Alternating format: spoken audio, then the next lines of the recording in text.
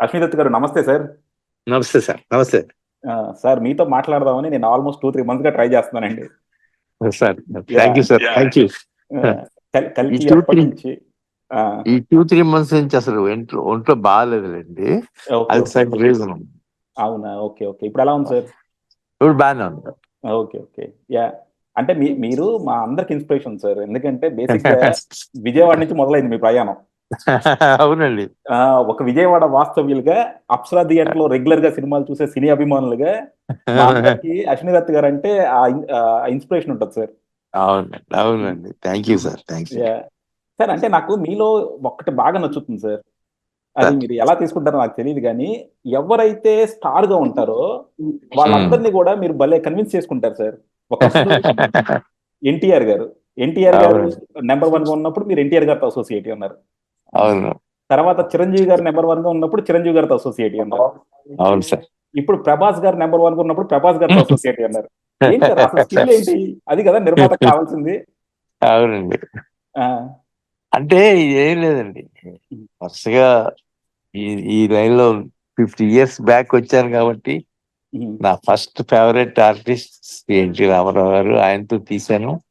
అలాగే అక్కడి నుంచి అక్కినేని నాగేశ్వరరావు, కృష్ణ గారు, కృష్ణరాజు గారు, ఇక అక్కడి నుంచి వరుస పెట్టి ఎవరు లైమ్ లైట్ లో ఉంటే ఆడతో తీస్తూ వచ్చాను సార్. బట్ నా స్పెషాలిటీ ఏంటంటే 5 సినిమాలు నేను నాగార్జున గారితో తీశాను, ఆ, 4 సినిమాలు చిరంజీవి గారితో తీశాను సార్. ఉమ్. అంటే అసలు అక్కడ ఎలా పడతారు సార్? ఎందుకంటే ఇప్పుడు ఇప్పుడు కొత్తగా సినిమా ఇండస్ట్రీలోకి వస్తున్న వాళ్ళందరికీ అది ఒక ఆ, స్కిల్ అన్నమాట. అది అంటే అది నేర్చుకోవాలి మీ దగ్గర నుంచి. ఆ లై- ఆ లైమ్ నేర్చుకున్నది. ఆ లైమ్ లోట్ లో ఉన్న వాళ్ళని మనం ఎలా క్యాచ్ చేయగలుగుతాం? ఆ, అది క్యాచ్ చేయటం నా విషయంలో పెద్ద ప్రాబ్లం అనిపించలేదు సార్. ఓకే ఆ ఆ, చేయటం అంటే ఆ, ఏదో కథలు చెప్పి అది చెప్పి ఇది చెప్పి దీని ఒకసారి కథ తీసుకుని ఏ హీరో దగ్గర కానీ వెళ్ళానంటే అక్కడి నుంచి రిటర్న్ రావడం ఎప్పుడూ జరగలేదు సార్. ఓకే. సో అది క్రెడిట్ అది నాకు. ఉమ్, ఆ హీరో ఆ, తగ్గట్టు కథ తీసుకెళ్తారు. తీసుకెళ్తాను. ఉమ్, 75 films అయినాయి సార్ ఇప్పటి వరకు. ఇప్పుడు ఓకే. మా పిల్లలు చూస్తున్నారు. ఉమ్, ఉమ్, నేను కూడా ఆ, ఇప్పుడు వాళ్ళు ఏదైనా డౌట్స్ ఏమైనా ఉంటే చూస్తాను. ఇప్పుడు శ్రీకాంత్ కొడుకుతో ఒక సినిమా తీస్తున్నామండి. అవును. తర్వాత దుల్కర్ సల్మాన్ గారితో ఒక సినిమా తీస్తున్నాము. ఉమ్. దీని తర్వాత కల్కి 2 కలిపి. ఏప్రిల్ నుంచి నెక్స్ట్. Okay okay. ఆహా. అంటే నాకు ఎప్పుడు ఒకటి ఉంది సార్. మీరు నందమూరి తారక రామారావు గారికి ఎంత పెద్ద అభిమానం నేను బాగా మళ్ళీ చెప్పక్కర్లేదు. అవును. కా- కానీ మీకు మళ్ళీ అదే అభిమానం నందమూరి బాలకృష్ణ గారి మీద ఎందుకో కొంచెం కొరవడిందేమో అనిపిస్తూ ఉంటది. ఎందుకంటే నందమూరి బాలకృష్ణ గారితో మీరు ఒక పెద్ద హిట్ తీస్తారు. అశ్వమేధం అప్పుడు అసలు మేము చిన్నప్పుడు ఉన్నాం సార్. ఆ, అశ్వమేధం అంటే రోజు అందులో నుంచి ఏ వార్త వచ్చినా చూస్తూ ఉండేవాళ్ళం అనమాట. అవును. ఆ హైప్ అలా బిల్డ్ అయింది అశ్వమేధం. అండ్ శోభన్ అంటే శోభన్ శోభన్ బాబు గారు, ఆయనతో బాలకృష్ణ గారు. ఉమ్, అవునండి. ఆ సినిమా కొద్దిగా డిసప్పాయింట్ చేసిందండి.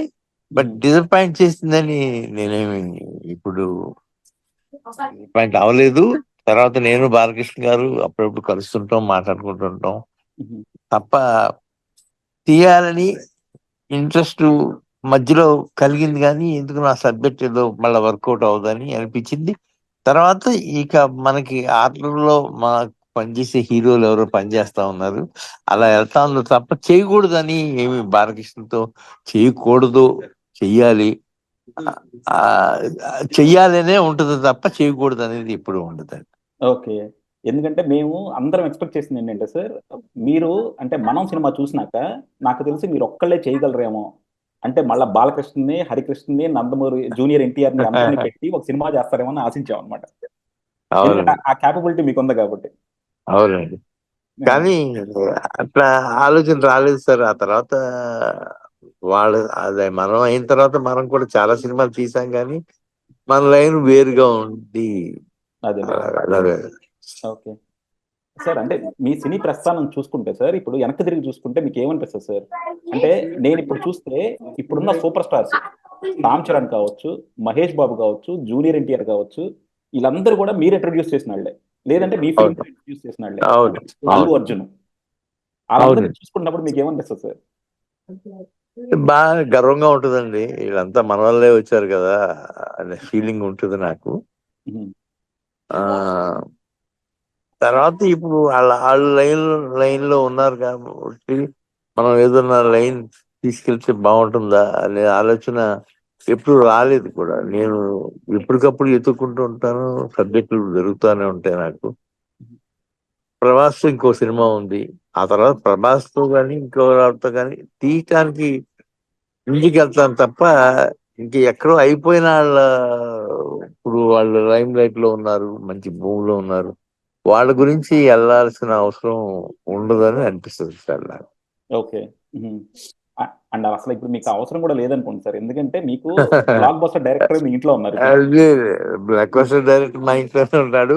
ఆ, అది ఓకే అండి. నాకు ఇప్పుడు ఇక వెళ్ళాల్సిన అవసరం ఎందుకు లేదంటే సార్, ఆ నేను ఐఎమ్ 72 ఐ థింక్ సో.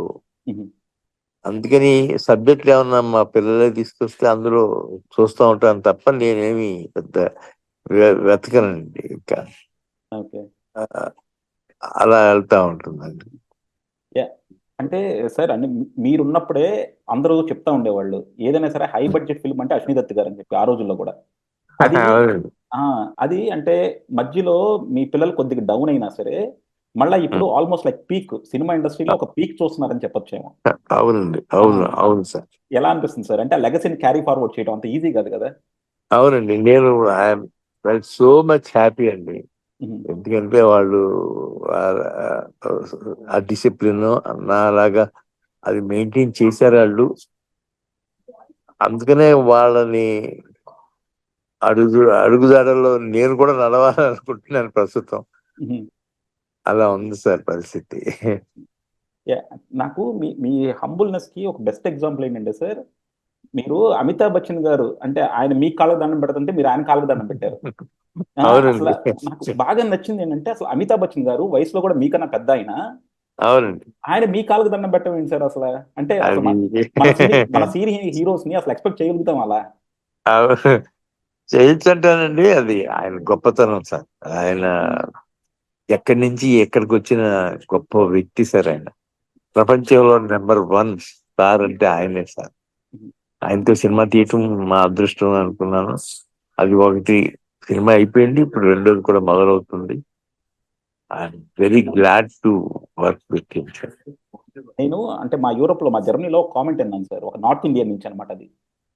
ఎందుకంటే మన అమితాబ్ బచ్చన్ గారి స్టార్డమ్ ని ఈ మధ్య కాలంలో ఎవరు ఉపయోగించుకోవాలా, ఈ కల్కిలో ఉపయోగించుకున్నట్టు. కలికి అవును, kind of it's more tribute to Amitabh Bachchan అని చెప్పి చెప్పారు సార్. అవునండి. ఆ, ఎందుకంటే సార్ నాకి ఆ సబ్జెక్ట్ ఎన్నుకున్నప్పుడు ఆ- ఆ- అతను కావాలని అమితాబ్ బచ్చన్ అనుకున్నప్పుడు నేను చాలా I felt so much happy. Because correct గా నాగి చేతిలో పడితే అమితాబ్ గారు ఈ సౌత్ నుంచి ఏదో ఒక స్పెషల్ ఫోకస్ ఉంటుంది, అలాగే చేస్తాడు అనుకున్నాను. చేశారు ఆయన. అందుకని ఆయన ఇవాళ ఎంతో హ్యాపీగా ఉన్నారు అమితాబ్ బచ్చన్ గారు. సెకండ్ ఎప్పుడు మొదలవుతుందని వెయిట్ చేస్తున్నారు సార్. అవును. మేమంతా కూడా చాలా క్యూరియస్ గా ఉన్నాం సార్. నిజం ఎందుకంటే sir. The kind of business కలికి మేడ్ అన్నది అసలు హ్యూజ్ సార్ అసలు. అవునండి. ఎందుకంటే అవునండి. మా జర్మనీలో సినిమా బిజినెస్ బిఫోర్ కలికి ఆఫ్టర్ కలికి sir. If you have to define cinema business in Germany, అది అవును. బిఫోర్ కలికి ఆఫ్టర్ కలికి అనమాట. Thank you sir. Thank you. కాకపోతే ఒక్కటి సార్, అంటే మనం యూరోప్ లో కలికి బిజినెస్ గురించి చాలా రూమర్స్ వింటా ఉన్నాం సార్. ఎందుకంటే నేను మన స్వప్న సినిమాస్ కావచ్చు, లేదంటే మన మీ మీ ప్రొడక్షన్ హౌస్ కావచ్చు, కాంట్రవర్సీలో ఉండటం అయితే నేను ఎప్పుడు వినలేదు. అవును. కానీ ఇప్పుడు ఫస్ట్ టైం ఎందుకు సార్ అలాంటి కాంట్రవర్సీ వచ్చింది కల్కి సినిమా యూరోప్ బిజినెస్ మీద? యూరోప్ బిజినెస్ మీద అంటే ఆ, అది నేను కూడా అబ్జర్వ్ చేయలేదండి, మరి ఎందుకు వచ్చిందో తెలీదు. ఓకే. యూరోప్ బిజినెస్ మీద కాంట్రవర్సీ ఉందా? అంటే అనుకున్నంత అమౌంట్స్ తిరిగి ఇవ్వలేదని చెప్పేసి మనకి ఇప్పుడు ప్రత్యంగరా వాళ్ళ మీద కూడా ఏదో కేసు వేసినట్టు, లేకపోతే కేసు కాదు, కైండ్ ఆఫ్ ఇన్వెస్టిగేషన్ నోటీసులు ఇచ్చినట్టు కూడా మనకి రూమర్స్ వస్తా ఉన్నాయి కదా.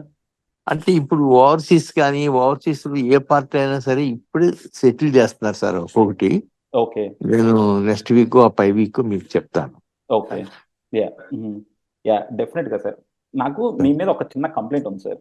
చెప్పండి ఎన్- సార్. ఎందుకంటే ఈ రోజు సినిమా టిక్కెట్లు పెంచడానికి నాకు ఆ. తెలిసి మొదట ఆద్యుడు మీరేనేమో. ఎందుకంటే నేను పర్సనల్ గా బిలీవ్ చేసేది ఏంటి సార్, అంటే మన జనరల్ ఇండస్ట్రీ కూడా బిలీవ్ చేసేది, సినిమా టికెట్లు ఒక తక్కువ ఉంటే నెంబర్ ఆఫ్ ఆడియన్స్ ఎక్కువ వస్తూ ఉంటారు.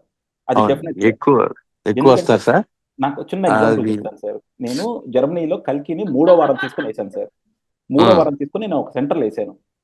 నాకు అవునండి. ఫస్ట్ 2 వీక్స్ లో ఎంతమంది అయితే వచ్చారో జనాలు, థర్డ్ ఆ, వీక్ లో అంతమంది వచ్చారు. వీళ్ళెవరు ఫస్ట్ 2 వీక్స్ అవును, లో చూడలా సార్, సినిమా ఉన్నా సరే, ఇంకా మంచి అవును, థియేటర్ లో ఉన్నా సరే. ఎందుకంటే అవునండి, టికెట్ ప్రైస్ డబుల్ ఉంది అక్కడ. అవును, నేను తక్కువకి వేస్తే చాలా మంది చూసారు సార్. అవును. సో అది వ్యవస్థ అంటారండి. ఇక్కడ ఇండియాలో మాత్రం ఆ అడ్మిషన్ రేట్లు ఏమన్నా ఆ, పెంచడం అంటూ జరిగితే ఉభయ రాష్ట్రాల్లోనూ సీఎంలను ఎవరినో అడిగి పెంచడమే తప్ప, అది 1 వీక్ అంటే 1 వీకే సార్, ఎగ్జాక్ట్లీ అంతే. అంతకు తప్ప ఆ 8వ రోజు నుంచి షరామా ఉంది. ఏ రోడ్లు ఆ రేట్లు అమ్ముడు అవుతూ ఉంటాయి. అందుకని నేనేమి పెద్ద పెద్ద పెద్దగా ఫీల్ అవ్వట్లేదు ఎప్పుడు, ఆడియన్స్ పాయింట్ ఆఫ్ వ్యూలో. కాకపోతే మరి ప్రతి సినిమాకు పెంచుతున్నారు కదా సార్ ఈ మధ్యలో. అదే అంటే ఎప్పుడైనా నేను అంటే చెప్తున్నాను కదా సార్, ఆ, ఒక్కసారి మీరు పాత సెట్ చేశారు, మీ పాత్ర అందరూ ఫాలో అవుతున్నారు. నేను ఈ సినిమాకి అంటే 705 కోట్లు ఖర్చు పెట్టాను సార్ ఈ సినిమా. అవును. ఉమ్, మేము ఎండ్ ఆఫ్ ద డే 600 చిల్లర ఏదో వచ్చింది, ఇంకా 100 కోట్లు ఉంది రావాల్సింది. ఉమ్. బట్ మాకు 100 కోట్లకి సరిపడా కాదు, ఎక్కువే ఉందనుకుంటాను సెకండ్ పార్ట్ లో తీసింది. ఓకే. అందుకని సెకండ్ పార్ట్ ఎండ్ అయిన తర్వాత కానీ ఎంత అవుతుంది ఎంత వచ్చింది తెలుస్తుంది. ఓవరాల్ ఫిగర్స్ తెలియవు అంటారు. తెలియదు. Yeah, yeah. అంటే ఎలా ఉంది సార్, బట్ అంటే ఓవరాల్ గా this is the most successful film um, for me and for everybody. This is the one, yeah, every అంటే వన్. ప్రౌడ్ ఫిల్మ్ అని చెప్పొచ్చేమో సార్. ఎందుకంటే అయ్యా, ఇప్పుడు యా, ప్రౌడ్ ఫిలిం సార్, చాలా ఎందుకంటే ప్రౌడ్ ఫిలిం. అది మీ ఒక్కరికే కాదు, మా అందరికి కూడా ప్రౌడ్ ఫిల్మ్ అంట. అంటే ఒక అవును. తెలుగు దాని నుంచి ఎస్పెషల్లీ అశ్విని దత్ గారు అంటే మా అందరికి ఎందుకు ఎఫెక్షన్ అంటే మా విజయవాడ మనిషి. సో అక్కడి నుంచి మనకి ఒక ఇంత గొప్ప cinema, pan India cinema, even ఇప్పుడు ನಾವು అక్రాస్ వరల్డ్ కూడా రిలీజ్ చేయడానికి ట్రై చేస్తున్నారు. సో ఆ అవును, లెవెల్లో సినిమా తీసే ఉంటే మాత్రం మా అందరికి కూడా గర్వకారణం సార్. అవును. మీ ఒక్కరికి కాదు. యా. సెకండ్ హాఫ్ చూడండి, సెకండ్ హాఫ్ రేపు వస్తుంది. రేపు అంటే 25th ఎండ్ లోపల వస్తుందండి. 25 ఎండ్ లోపు. 25 ఎండ్ లోపల ఉమ్, యూ డెఫినెట్లీ ఫీల్ ప్రౌడ్ ఈ సినిమా చూసిన తర్వాత. ఈ అవును. 2 సినిమాలకి ఎంతో తేడా ఉంటుంది. ఉమ్. ఈ రెండు కలిపి మన లైబ్రరీలో ఉంటే ఎంత బాగుంటుందో మీకు కూడా అనిపిస్తుంది. అసలు డెఫినెట్ గా పార్ట్ 1 చూసినాక, క్లైమాక్స్ చూసినాక అందరూ కూడా పార్ట్ 2 ఎప్పుడు వస్తుందని చెప్పి ఎదురు చూస్తున్నారు. అవునండి, నిజం అది. ఎందుకంటే అందులో మనకి కమల్ హాసన్ గారు కావచ్చు, అమితాబ్ బచ్చన్ గారు కావచ్చు, ప్రభాస్ గారు అవునండి, కావచ్చు, అవన్నీ స్టాల్ వర్డ్స్ కదా. సో చాలా వాళ్ళందరితో అసలు ఎలా ఉండబోతుంది సెకండ్ పార్ట్ అనేది చాలా క్యూరియస్ గా ఉంది. చాలా చాలా. అంటే మీకు ఎలా ఉంటుంది సార్, అంటే ఇప్పుడు ఇంత గ్రాండ్ స్కేల్లో సినిమా తీస్తున్నప్పుడు మీకు ఇండస్ట్రీ నుంచి కూడా ప్రెషర్ ఉంటుందా సార్? అంటే ఇప్పుడు ఫర్ ఎగ్జాంపుల్ మీరు ప్రభాస్ గారిని తీసుకుంటున్నారు, అందులో ఆ, మీతో ఉన్న అసోసియేషన్ బట్టి చిరంజీవి గారు కావచ్చు, మేబీ ఇందులో రామ్ చరణ్ తీసుకోవచ్చు కదా, లేకపోతే మహేష్, నేను మీరు కదా లాంచ్ చేసింది, నన్ను తీసుకోవచ్చు కదా. ఎందుకంటే ఇలాంటి గ్రాండ్ సినిమాలు ఎప్పటికప్పుడు రావు కదా. సో వన్స్ ఇన్ అవును, లైఫ్ టైమ్. సో అలాంటి అవునండి. ప్రెషర్ ఏమైనా ఉంటుందా సార్ మీకు? ప్రెషర్ ఏమి ఉండదండి. కాకపోతే వాళ్ళందరూ కూడా everybody want to see the movie as early as possible. First డేనే చూసేశారు అందరూ. ఓకే. తర్వాత నాకు ఫోన్ చేసి కంగ్రాట్స్ చెప్పారు. చాలా రకరకాలుగా చెప్పారండి. కంగ్రాచులేషన్స్, తెలుగులో ఇంతవరకు ఎవరు ఎవరు బిగ్గెస్ట్ ఫిలిం తీశారు సార్ అని. ఇప్పుడు అంతా everybody waiting for the second version sir. Okay. Okay. Yeah sir, అంటే మీరు, అంటే నాకు తెలుసు విజయవాడలో మీరు ఇంకా థియేటర్ ఉందని చెప్పి, కానీ విజయవాడకి ఇంకా మీరు ఏమైనా చేయదలుచుకుంటున్నారు సార్? ఎందుకంటే ఈ రోజు మీరు one of the prominent film maker, and అలాగే కల్కితో కూడా మీరు నెక్స్ట్ లెవెల్ కి కూడా వెళ్ళారు. నాకు ఎప్పుడు బాధ ఏమనిపిస్తుంది అంటే సార్, ఒకప్పుడు విజయవాడ నుంచి చాలా మంది వస్తూ ఉండేవాళ్ళు, అలాగే విజయవాడలో చాలా బిజినెస్ కూడా జరుగుతూ ఉండేది. అవును, ఆల్మోస్ట్ లైక్ మూవీ బిజినెస్ కి హబ్ విజయవాడగా ఉండేది, డిస్ట్రిబ్యూషన్. అవునండి. కానీ ఇప్పుడు స్లోగా అది మొత్తం వెళ్ళిపోయింది కదా సార్. సో అంటే వెళ్ళిపోవటం అంటే ఇన్ ద సెన్స్ అండి ఏమవుతుందంటే వెళ్ళిపోవటం ఎక్కడికి వెళ్ళదండి. ఆ, కొత్త కొత్త వాళ్ళు వస్తారు, అక్కడి నుంచే వస్తారు, అక్కడే చేస్తూ ఉంటారు. మంది కూడా అట్లాంటి టైప్ లోనే ఉంది సార్. ఇప్పుడు మేమంతా హైదరాబాద్ వచ్చేసిన తర్వాత నేను 1974 అనుకుంటాను ఫస్ట్ మూవ్ అయింది టు మద్రాస్. అక్కడి నుంచి 2001 వరకు మద్రాస్ లో ఉన్నాను. నేను చిరంజీవి గారు లాస్ట్ పర్సన్స్ అనుకుంటాను మూవ్ అయింది అటు హైదరాబాద్. ఓకే. హైదరాబాద్ వచ్చిన తర్వాత మరి ఇది మన సొంత భూమి లాంటిదే కదా. కాకపోతే మీరు అనుకున్నట్టుగా నేను విజయవాడని వదిలిపెట్టడం అంటూ ఏమీ లేదు.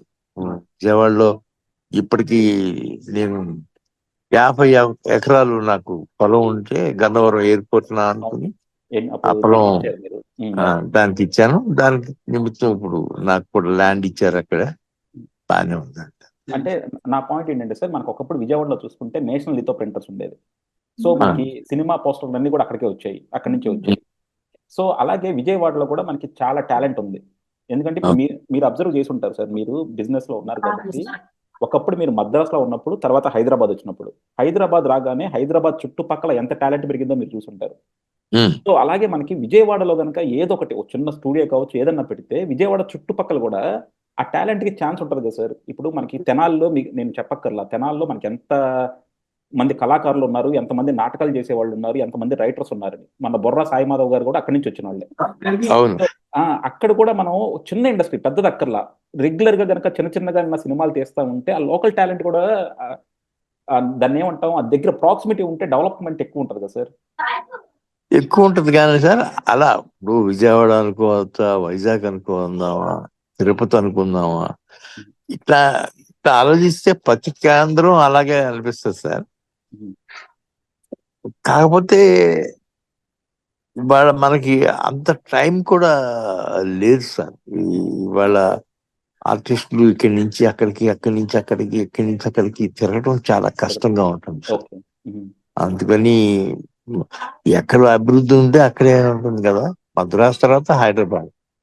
ఇవాళ హైదరాబాద్ లో కొంచెం చాలా ఎక్కువ ఉంది సార్ ఇండస్ట్రీ. అందుకని మద్రాస్ లాగానే యాస్టీజ్ గా హైదరాబాద్ లో కూడా బాగుంటుంది సార్. అంటే మనకి మీ చాలా క్లోజ్ ఫ్రెండ్, నాకు తెలిసి ప్రొడ్యూసర్ గా మీ క్లోజ్ ఫ్రెండ్ అరవింద్ గారు, మీరు ఆయన కొన్ని కొలాబరేషన్స్ లో చాలా మంచి సినిమాలు చేశారు. అవునండి. బాగా నచ్చింది ఏంటంటే సార్, అందులో మీరిద్దరు కలిసి చేసిన లో బడ్జెట్ ఫిలిమ్స్. అవునండి. ఎందుకంటే ఎప్పుడు లో బడ్జెట్ ఫిలిమ్స్ తో వచ్చే రూపాయి. ఈ హై బడ్జెట్ లో సేఫ్ ప్రాజెక్టులు అవ్వచ్చు, ఎంత ప్రాఫిట్ వస్తుందో చెప్పలేము ఎండ్ ఆఫ్ ది డే. కానీ లో బడ్జెట్ కనుక సక్సెస్ అయితే మీకు టూ ఫోల్డ్స్ 3 ఫోల్డ్స్ వస్తూ ఉంటుంది. చాలా సెన్సేషనల్ ఫిలిమ్స్ సార్. 7 సినిమాలు 8 సినిమాలు తీసాం. అందులో 5 సూపర్ హిట్స్ తీసాం సార్. 6, 7 ఒకటి గెస్ట్ ఫ్లాప్ అయింది, చూడాలనుంది హిందీలో తీసింది తప్ప మిగతా అన్ని బాగానే కలిసి వచ్చింది. అందుకని వాటి గురించి చెప్పాలంటే కథలుగా చెప్పుకోవాలి. నేను అరవింద్ గారు కలిసి కూర్చున్నప్పుడు ఎంతో ఆనందంగా ఉంటుంది. నాకు ఇప్పుడు దుల్కర్ గారి సినిమా, దుల్కర్ సల్మాన్ తో సినిమా చేస్తున్నాం. నేను అరవింద్ గారు కలిసి చేస్తాను. నాకు మీ ఇద్దరు కాంబినేషన్ లో బాగా నచ్చిన సినిమా ఏంటంటే పెళ్ళాం ఊరెళ్తే సార్. అసలు ఎంత సర్ప్రైజ్ అంటే సార్, అంటే నేను అనుకోకుండా వెళ్ళాను అనమాట కర్నూలులో. అసలు సినిమా చూసి ఎండ్ దాకా హిలేరియస్ రైడ్ అనమాట అది. అవును, అందులో అలాంటి సినిమా ఇప్పటికీ కూడా నిజంగా రాలేదనిపిస్తుంది అండి. అవును సార్. కానీ నాకు అందులో బాగా నచ్చింది ఏంటంటే సార్, మీ నేచర్ కూడా చూపిస్తుంది, మీ క్యారెక్టర్ కూడా. కృష్ణారెడ్డి గారు మీకు ఫ్లాప్ లో ఉన్నప్పుడు ఒక హిట్ ఇచ్చారని చెప్పి, ఆయన డౌన్ లో ఉన్నప్పుడు మీరు ఇవ్వటం. కృష్ణారెడ్డి గారు amazing director is sir. Krishna Reddy గారు what an amazing person, is great director sir. ఇటీవల కూడా 3వ సినిమా ఏదో ఒకటి చెయ్యాలి ఆయనతో ట్రై చేశాం కానీ కుదరలేదు, టైం బౌండ్ అన్ని ప్రాబ్లం వచ్చి. అదే yeah, thank you very much sir, మీ అమూల్యమైన టైం మాకు కేటాయించినందుకు. సో డెఫినెట్ గా థ్యాంక్ మనం ఇంకోసారి కూడా ఇంటరాక్ట్ అవుదాం సార్. ఈ యూ. కలుద్దాం. యా, థ్యాంక్ యూ అండి, thank you very much sir. Thank you sir. Thank you.